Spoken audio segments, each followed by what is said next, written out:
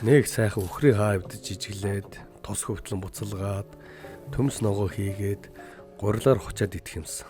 Гиснээс манай суугийн шинжилгээнд дурлагч үзэгчд маань бол аль хэдийн өвлийн жишээ хийчихсэн ингээд зоогорж байгаа бах. Бидний идэж уушаа бадзаагаад өнтэй сайхан өвлж байхад зуур, дэлхийн нөгөө ахс хүмүүс жоохон юу идэж өвлжсгөөд юм болоо. Өөхөр гахаа дахиа заг шавж хорхоо гэдэг үгс толгойтон бууж магадгүй. Хэрвээ та 2013 оны цас анжлагчийг үзэж байсан бол галт тэрэгний хамгийн аран бөхөгний доогуур зэрэглэлийн зорчигчид харц хилцгнөр шиг мэдэж олон жил амьд зогоож буугаар харуулдаг. Энэ бол Жомноос гаргаж авсан уургийн блог. 2050 он гэхэд дэлхийн хүн нам 2 тэрбумаар өсөж бид хоол хүнсний дутагдлалд орох магадaltaй. Энэ хэдийгээр Монголд мэдрэхдэггүй байх магадaltaй боловч олон зуун сая хүнтэй хотууд энэ хүнсний хэрэглэлтийг давж гарахын тулд хоол хүнсний өндөр технологиг ашиглаад ч давж гарах хүндрэлтэй байх болно гэдээ байгаа. Боломж туйлбар бол нэлээд сонирхолтой. Хамтдаа ирээдүйн хүнсний талаар олж мэдхийг хичээцгээе. Эхлэхээс өмнө дардын өмнөдөө дараад бичлэглүүгээ орцгоё.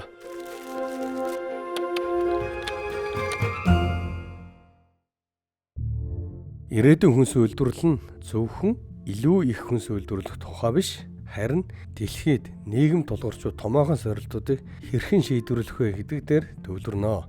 Хүн амын өсөлтөөс эхлээд байгаль орсон хязгаарлалт хүртэл бидний замд юу саад болж байгааг задлж харцгаая. Тэгэхээр 2050 онд гэх дэлхийн хүн ам бараг 10 тэрбум төгрөг төлөвтэй байна. Энэ бидэнд өнөөдрөө үйлдвэрлэж байгаагаас 60% илүү их хүнс хэрэгтэй болно гэсэн үг. Гэхдээ энэ зөвхөн илүү олон үнийг тэжээх тухай биш. Орлого нэмэгдэхийн ихээр ялангуяа хөгжиж буй орнуудад мах, сүм бүтээгдэхүүн зэрэг нөөц ихээр шаарддаг хүнсний бүтээгдэхүүний эрэлт нэмэгдэж байна. Энэ нь аль ч орны хувьд өнөө маргааштай дөнгөн данган арга цааш хүнсний системд асар их дарамт учруулсаар байгаа. Энэ хооронд их дэлхийн маань улмал ядарч туйлцаар хөрсний дороотол, усны умсдал, уур амьсгалын өөрчлөлтийн нөлөөлөлд хамтаараа газар тариалан мал аж ахуйн эрхлэлтийг урд урдын цагаас илүү хэцүү болгож байна. Энэ нь манай Монголд ган зуудын эрсдлийн давтамж улам ихээр нэмэгдэж буугаар илэрхийлэгдэнэ. Харин нөгөө тал газар тариалан бүс нутгуудад хортон шавжны нүүдэл, хөрсөн шим тэжээл алдагдах, усны умсал зэрэгээс болоод ургас тариа алдах тохиолдлууд түгээмэл тохиолдсоор байгаа. Үүн дээр нэмэгдээд махан бүтээгдэхүүний бий болох явцч сорилттой дүүрэн. Үүнийг үйлдвэрлэхэд асар хэмжээний ус, хөрс шороо, нарны гэрлийг шаарддаг. Дэлхийн нийт хүлэмжийн хэн ялгарлын бараг 15%-ийг мал аж ахуй дангаараа бүрдүүлдэг. Энэ бүх машин, галт тэрэг, онгоц, хөлөн уцаас ялгаруулсан хэлбэрээс илүү.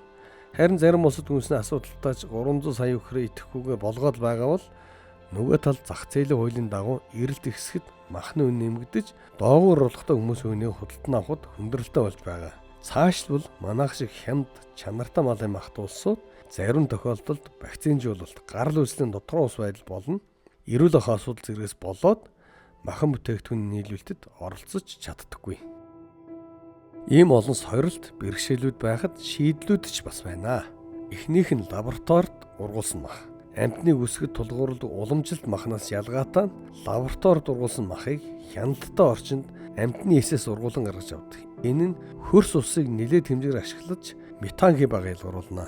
Байгаль орчинд эсвэл ямар ч амьтанд хор хөнөөл учруулахгүйгээр гаргаж авсан гэдгийг мэдхийн зэрэгцээ дуртай бүрээрээ амтран идэж байна гэж төсөөлөд үзтээ. Шавжны уург нь өөр нэг ирээдүйтэй сонголт юм аа. Шавжнууд малаас хамаагүй бага тэжээл ус орон зай шаарддаг бөгөөд уург витамин эрдэс батсаар баялаг.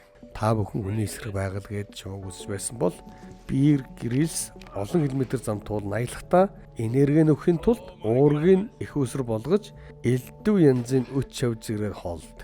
Аль нь хортой, алийг нь шууд сорж болох уу гэдгээч маш сайн мэддэг. Минь дүлдэг чадвар сайтай хүн. Цаашвал голио тийм амттай олон сонголт юм шиг сонсогдохгүй байж болох ч өөнөөс гаргаж авсан уург яг л шоколадтай адилхантай гэд байгаа. Дараагийнх нь замаг далайн байцаа. Эдгээр гайхамшигт усны ургамлууд шим тэжээлээр баялаг, хурдан ургадаг бөгөөд ургахын тулд цэвэр усаар услах шаардлагагүй далайн ёроолд ургана. Энэ жижигхэн лонготой спирулина нь дэлхийн хоол тэжээлийн дутагдлыг шийдвэрлэх томоохон хэсэг байж магадгүй. Энэ бол уургаар баялаг цэнхэр ногоон замгийн нэг төрөл бөгөөд уург амьд дэмээр их баялгаа. Нэг цайны халга буюу 1.4 грамм ийм спирулина 7-8 грамм үхрийн чансан махта ижилхэн нуурагт. Манай Монгол шиг өргөн уудам газар нутаггүй Сингапур шиг улс газар тариалыг эрхлэхийн тулд босоо хөлөмжийн технологи ашигласаар байгаа. Энэ бидний мэдих хөлөмжтэй төстэй байгууламж дотор байдаг тариалан боловч илүү давчуу газарт их хэмжээний нуураг авахын тулд ингэж дээш нь ургуулдаг арга. Гидропоник ба аэропоник бол хөрсгөө газар тариалан арга өгөөд 90% хүртэл усаа хэмнэж урсаа хурдан ургуулдаг. Энэ технологиор мөн Нидерланд, Америк, Арабын нэгдсэн Эмират, Сингапур, Япон, Израиль зэрэг улсууд хэрэгүүлдэг. Өөрсдийнхөө газар зүүнслэг сул талд тохирсон өндөр технологи хэрэглээд байгаа улсууд юм уу да гэмээр. Эдгээр аргуудын тусламжтайгаар танаа орон сууцч исэн миний ферм болох боломжтой. Биотехнологи арга бидний хоол хийх аргыг өөрчилсөөр байгаа. Нэг төрлийн наривчлалтай эсэх аргаар малын гаралтай бус цагаан идэ, өндөх, тэрч байтугай махыг үйлдвэрлэхэд микробуудыг ашигладаг бөгөөд энэ илүү доктортой, ёс зүйтэй хоолны их сурвалжид тооцогддог. Яг л жинхэнэ мэдлэг шиг амттай гэхдээ үнэний сүнээс гаргаагүй. Бас бид CRISPR гэх мэт ген дасварлах хэрэгслүүд ашиглан үр тарианы уян хатан чанарыг сайжруулж, ургамлыг хортон шавж, ган гатчиг, элдв өвчин тэсвэртэй болгож байна.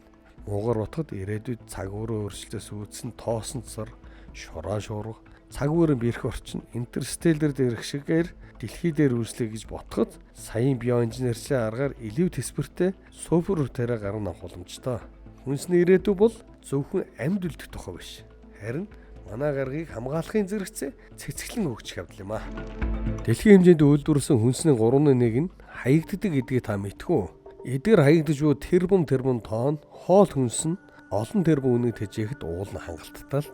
Гэхдээ сайн мэдээ гэвэл технологийн нөөц энэ асуудыг доктортой ирээдүйн боломж олгон хувиргаж байна. Ухаалаг сав боглоо бодлогч хүнсний хугацааг бууруулах тал дээр нэлээд ирээдүйтэй гэлцдэг. Иймэрхүү шошго нь хүнсний шинэлэг байдлыг хянаж хэрэглэгчдэд хоол хүнс муудахаас өмнө сэрэмжлүүлж айд өрхөн хүнсний хугацааг бууруулна. Танай хөрөгчөнд нэлээд удчихсан гэхдээ муудсан эсгийг мэдэх боломжгүй ямар нэгэн хүнс байвал шошгоны индикатор дээрээс хараад тааварлах шаардлагагүйгээр мэдчихнэ гэж боддоо. Ингээд ямар ч хоол түүний материал хаягдахгүй. Мөн хиймэл уяуханч нийлүүлэлтийн сүлжээнд томоохон нөлөө үзүүлж байгаа. Мэдээлэл дүн шинжилгээ хийх замаар хиймэл уяухан жижиглэнгийн удалдаачдын эргэлтийг урдчлан таамаглах, илүүдэл нөөцийг бууруулах, хоол хүнс муудахаас өмнө хэрэглэгчдэд хүрэхэд тусалдаг. Тэгээд хүмүүс өмнө нээх тоохгүй хайдаг байсан дайвар бүтээгдэхүүнүүдээр хүнсний бүтээгдэхүүн хийж эхэлсэн. Энэ жигнэгэл гэхэд шар айрыг эсэх явцад үлдсэн үр тариагаар хийгдсэн. Бас их амттай. Түүнчлэн хүнсний ногоо болон жимс тэмсгний хальс хэдийгээр хүнсний үйлдвэрлэлийн үлдэгдэлч гэсэн ирээдүйн хоол хүнсний найрлалд бага хэмжээгээр оролцсноо. Витамин, амин дэмийг ялгаж салах боломжтой олон янзын технологи байдгаа л гэд бодчихт болно. Бүр дахиад ашиглах боломжгүй муудсан хоолны хаягдл байлаач үүнийг тусгай танкнд хураан ялзруулж муутгаад үүнээсээ биомассын эрчимж гарган авч болдог талаар хамтдаа нийтлэлийнхээ 19 дугаараас үтсэн. Бидний хоолны сонголт цаг үе дагаад өөрчлөгдөж байна. Угадаа навид лав архиуж шартчаад маргааш нэг сайхан бэлэн гом гусчих гэж байгаагүй л баг. Илүү завгүй амьдралын хэв маяг, амьдралын жанраа олон янз байдал, хүрээлэн буй орчин зэрэгс хамаарат хүмүүсээ хоолны сонголт, үүний соёл, иргэн тойрондох трендээ даган дасан зогсох байдлыг өөрчлөгдөж байгаа нь бидний хооллолтыг тодорхойлж байна. Гэхдээ шин зүйлийг хүлээн авах нь үргэлж амар байдаггүй. Оросын галтоогоо цуврал үзэж байхдаа л анх удаа шингэн гээл шиг, янз бүрийн цэлцгнөр шиг, молекул галтоогоотой бид анх танилцсан байсан шиг элдв янзын бүтээлч хоолнууд дэлхийн иргэн тойронд туршигдсаар байгаа. Дэлхийд даяар илүү олон хүмүүс ургамлын гаралтай олон янз хоолны дэглэмийг сонгох хандлагч бий болсон. Зөвхөн түүнийгээ л сонгож хэрэглэх нь тэдний эрүүл мэнд, байгаль орчин, амьтдыг энерги хөдөлтөнд тустай гэж итгэцгээдэг. Ийм учраас л цагаан хоолтнуудад зориулсан хоолны газрууд манай Улаанбаатар хотод мэр сэрэ байгаад байдаг юм шүү дээ. Тэрнээс биш Тэнгэр заяад монголч бид бүгд л шахуу мах иддэг байх байсан. Ийм өөргөрөл гэх 100% ургамлын гаралтай бөгөөд зөвхөн цагаан хоолтнуудад ч идэх албагүй. Ургамлын гаралтай хоол нь амт бүтцээрээ уламжлалт махтаа өрсөлдөхөөс сонголтоо болж байгаа. Сүү бүтээгдэхүүнгүй бяцлаг, олон янзын уурга, тэрч байтугай шавьжнаас гарган авсан хөнгөн дуус зэрэг бүтээгдэхүүнүүд залуу үеийнхний анхаарлыг татж байгааг нь. Гэхдээ хүмүүс эдгээр өөрчлөлтийг хүлээн авахд бэлэн байдаггүй. Соёлын хэм хэмжээ, сэтгэл зүйн нөлөөлөл нь ихэвчлэн шинэ хоол хүнс хэрэглэдэг болоход саад болдог. Бодоод үзэлд хоол хүнс бол тухайлсан өрөөс байдал, уламжлалтай гүн гүнзгий холбоотой байдаг. Хорхог, боодог, амтад цөөн, бууз, хуушур, банштай цайгүйгээр амралт цугаалга, баяр наадам, орон хоолой төсөөлж чадах Монгол хүн ховор баха. Гэхдээ өөрчлөлтөд цаг хугацаа хэрэгтэй гэдгийг түүх харуулж байна. Нэгэн цагт суши, тараг зэрэг хоол хүнс зарим соёлд их сонин содон санагддаг байв. Өнөөдөр тэд дэлхийд даяар хүмүүс хамгийн дуртай хоол болтлоо хөгжсөн. Хоолны дэглэмийн соёлын өөрчлөлт нь тогтвортой ирээдүйг бий болгох түлхүүр юм. Өөрчлөлтийг хүлээн авсаар бид сэтгэл хөдлөм шин амт, эрүүл мэнд орц найрлага, хийх арга, их дэлхэд илийн ээлтэй олон цовлууруудыг бий болгоно. Сушиг хараад Япон улс бодогддог шиг Монголыг бодогдуулна амттаа сайхан онцгой хоолны арга барил журтаа болтлоо бид үндэсний хоолоо баяжуулсаар байх хэрэгтэй. 2050 оны 12 сарын 1 өглөө унтас сэрлэгээд төсөөлөд үзтээ Улаанбаатар хот маань утаагүй сайхан болсон байна. Таны хувьд дэлхийн ертөнц арай өөр санагдана. Таны өглөөний цайч мөн адил. Өглөөний цайг өөртөө. Та уламжлалт овьяас эсвэл үр тарианы оронд замгтай эсмүтэн шимэх бол ерөөсөн сонсогдож байна уу? Энэ зүгээр ч үгүй уурах, омега 3 витаминаар баялаг. Мөн лабораторид ургуулсан өндөг таны өмнө шарагдаж байх бол гайхамшигтай та өөртөө энэ өглөөний цаг бэлтгэх гэж эрт босох шаардлагагүй. Tesla роботын үр хооч аль хэдийн танай гэрээ үйлчлэгч болсон байх болно. Одоо өдрөө хоолоо ярилцъя. Хүмүүс уламжлалт гомог хэрэглэнээс халсан байх ба царцаанаас гарган авсан гуралтай гомон, цөөнгийн гурал, уург эслэхэр баялаг царцаа шим тижээлээ маш сайн их өсвөр бөгөөд өнийг өхөр үржүүлэхээс хамаагүй амархан байх ажээ. Шинэхэн гомдоо хослуулахаар усанд гидропоникт ургуулсан базиликээр хийсэн паста таны хоолыг илүү амттай болгоно. Орой хоолнд өхрийн махан бууз хийх цаг болжээ. Энэ бол ердийн өхрийн мах бишээ. Үүнийг жинхэнэ амтны эсээс лабораторид ургуулan гаргаж авсан мах. Уламжлалт өхрийн махтай ижил бүтцтэй амттай боловч байгаль орчинд ээлтэй. Тэгвэл энэ бүхний нөлөөлөл юу вэ? Нэгд эдгээр хоол нь доктортой байдлыг илэрхийлэв. Омодыг сүйтгэх, хит их ус хэрэглэх, амьдтыг хэрэгсээр бэлтгэдэг хүнсний үйлдвэрлэл санаа зовох хэрэггүй болно. Эрүүл мэндийн хувьд эдгээр хоолны тэжээлэг чанар дэлхийд даяар өлсгөлэн багч гэсэн буурвал. Хэрвээ та 2050 он гэхэд ангар гариг дээр аялахаар төлөвлөж байгаа бол хоол хүнсний талаар санаа зовох хэрэггүй. Эрдэмтэд сансарт хоол хүнс тариалах туршилт хийж байгаа бөгөөд ангар гариг дээрх хоол нь 3D хэвлэгчээр хийсэн пицца, замаг, чигнэмэг гэх мэт зүйлс орно. Үүн дээр суурилсан хөнгөн зууш, лабораторид ургуулсан уургууд, эдгээр хоол нь авсаархан шим тэжээл ихтэй, хөнгөн жинтэй байхаар бүтээгдсэн тул сансрын нисгчид улаан нүдэн гаригийг колончлоход түлхэц болох учиртай. Уг даалгаврын нэг Монгол нисгч Марсын усаар сүйтэй цай чанаж байна гэж боддоо 2050 он гэхэд бидний хооллох арга зам эрс өөр харагдах болно. Гэхдээ энэ тогтвортой байдал, эрүүл мэнд, үр ашигтай байдлын тухай юм. Эдгээр шин хоол хүнс бидний одоогийн дуртай хоолнуудыг орлох болов зөвхөн цаг хугацаанд харуулах байх. 1985 оны ирээдүрөө буцсан кинонд гардаг шиг 30 жилийн дараа хоолыг хүмүүс төсөөлж кино урлагт болгосон нь өнөөдөр зарим талаараа биелэлээ олоод байна. Магадгүй өнөөдрийн бидний төсөөллийн ихэнх нь 2050 онд бодит болсон байх байх.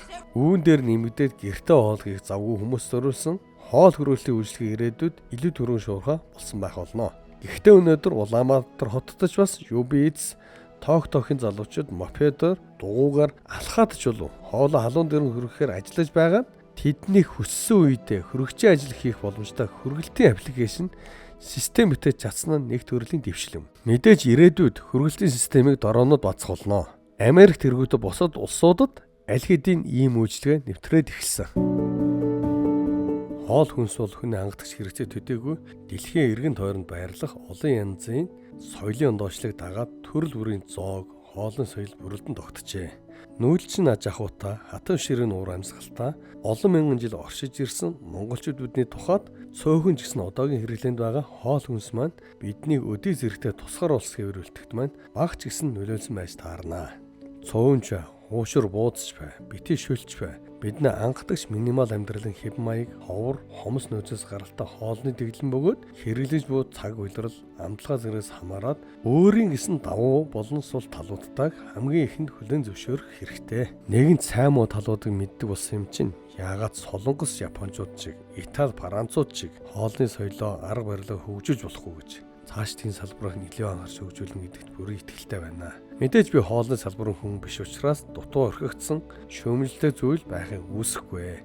Энэ бүхний эцэст ам чимттэй олон төрлийн баялаг цаг хоолнуудыг гэр бүлдээ бэлтгэдэг хайрт иргэдээ баярлалаа. Шинжлэх ухааны хэлбэршүүлсэн нийтлэл маань 2 дугаар улиралд хамт байж 7 хоног өөр сонид сангаа эрдэм мэдлэгээр услаж буй хөндөд үзэгчдэд маш их баярлалаа. Контентыг маань тасралтгүй тууштай хийхэд та бүхний сэтгэгдэл, лайк, шеэр, сабскрайб болгон чухал шүү. Хэрвээ контентууд таалагдвал сэтгэлээ харамгуйлтайгээрэй. Энэхүү контентуудыг сайн дурын үндсэн дээр хийдэг тул хэрвээ та хүүхд залуусын ирээдүйн боловсролын төлөө хамтдаа хойноор оруулахыг хүсвэл миний доорх танс руу ханд өгч болно шүү. Эх 7 хоногт уулзцаая, хамт байгаарай.